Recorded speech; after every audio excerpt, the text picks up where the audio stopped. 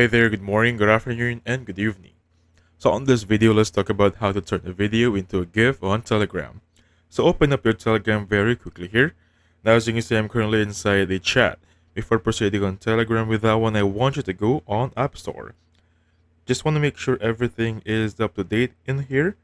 So just go to App Store right there and just simply type on the search bar Telegram. Simply type in the word Telegram right there. Should be like this one. The spelling is Telegram, and make sure it's gonna be up to date. Now as you can see in my end, it says update, so I have an update pending. However, I already have the latest version as of yesterday, which is gonna be the one we need. I'm gonna update this later on, but for now, if you have an update on your end, just to make sure, click on update for that one. So going back in here, open up Telegram right there. Just open up a chat. On your gallery, select a photo or a video you want to change into a GIF. Click on it right there and make sure you click on this one. On the left side right here, make sure this is going to be muted. Sound is now muted so the video will autoplay and loop like a GIF. Simply send it. And moving forward, this is now a GIF or a GIF. Alright?